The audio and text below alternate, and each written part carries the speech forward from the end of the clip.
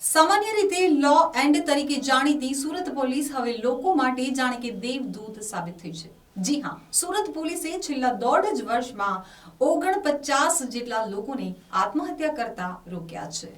છેલ્લા 1.5 વર્ષમાં સુરત પોલીસે 49 જેટલા આત્મહત્યા કરવા જતા લોકોને બચાવી તેમને જીવન જીવવાની શીખ આપી છે। આ અંગે એસીપી આઈએન પરમારે જણાવ્યું હતું કે કપરા સમયમાં ધંધા રોજગાર, વેપારમાં મંદી સહિત અનેક પ્રકારની સમસ્યાઓને કારણે સર્જાતી માનસિક તાણને કારણે આત્મહત્યા કરવાના કિસ્સાઓ દિન પ્રતિદિન વધી રહ્યા છે। જે બનાવો બનતા અટકાવવા માટે સુરત પોલીસ દ્વારા એન્ટી સ્યુસાઇડ હેલ્પલાઇનની સુવિધા શરૂ કરવામાં આવી હતી, જેના માટે એક ખાસ કંટ્રોલ રૂમ શરૂ કરી તેમાં સ્પેશિયલ ટીમ બેસાડવામાં આવી છે।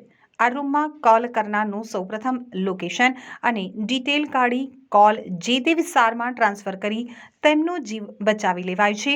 ઘણી ઘટનાઓમાં પોલીસ દ્વારા માત્ર પોલીસ જ નહીં પરંતુ એક તબીબની જેમ આત્મહત્યાનો પ્રયાસ કરનાર વ્યક્તિને સ્થળ ઉપર એ જ કાઉન્સેલિંગ કરી તેની નિર્ણય બદલવાના પ્રયાસ કરાઈ રહ્યા છે।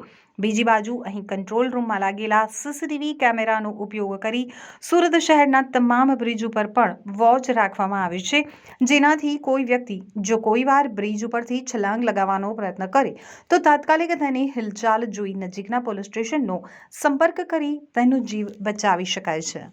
આત્મહત્યા એક સામાજિક રોગ છે અને એ તમામ શહેરોમાં, તમામ વર્ગમાં, તમામ ક્ષેત્રે ખૂબ વ્યાપકપણે ફેલાયેલો છે, જેમાં માણસ પોતાના જીવનથી હતાશ થઈ અને આ અંતિમ પગલું ભરી બેસે છે।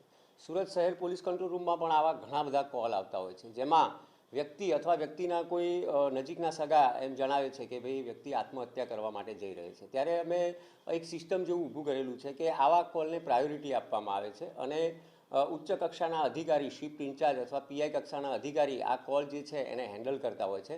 તાત્કાલિક અમે એનું લોકેશન કઢાવીએ છીએ અને તુરત જ ત્યાંથી પીસીઆર વાન જે છે એને રવાના કરીએ છીએ। તમામ મેસેજો બાયપાસ કરી અને આ કોલને સતત ધ્યાન આપવામાં આવે છે। વત્તા જે વ્યક્તિ આવું પગલું ભરવા જઈ રહ્યો હોય એને વાતોમાં વ્યસ્ત રાખવામાં આવે છે અને એનું કારણ પણ જાણવામાં આવે છે। ઘણા કિસ્સાની અંદર તો પોલીસ ત્યાં પહોંચે અને દરવાજાને લાત મારી અને દોરડા પરથી લટકેલ માણસને ઉતારેલ હોય અથવા તો નદીમાં કૂદી પડેલ હોય અને એને કૂદી અને પછી તરીને બચાવેલો હોય એવા પણ કિસ્સાઓ જોવા મળે છે। છેલ્લા 1.5 વર્ષના આંકડા જોઈએ તો આવા 49 વ્યક્તિઓના જીવ બચાવેલ છે। સમાજને એક ખાસ હું એ કહેવા માગું છું, ખાસ કરીને સુરત શહેર પોલીસમાં, કે જ્યારે પણ આવા મનમાં વિચાર આવતા હોય તો આ એક રોગ છે અને એને દૂર કરી શકાય, પણ તમે છેલ્લા પગલાં તરીકે 100 નંબર ઉપર ફોન કરજો, ત્યાંથી માહિતી મેળવજો, કંઈક ને કંઈક મદદ મળી જશે આપણને, ચોક્કસ એની હું ખાતરી આપું છું।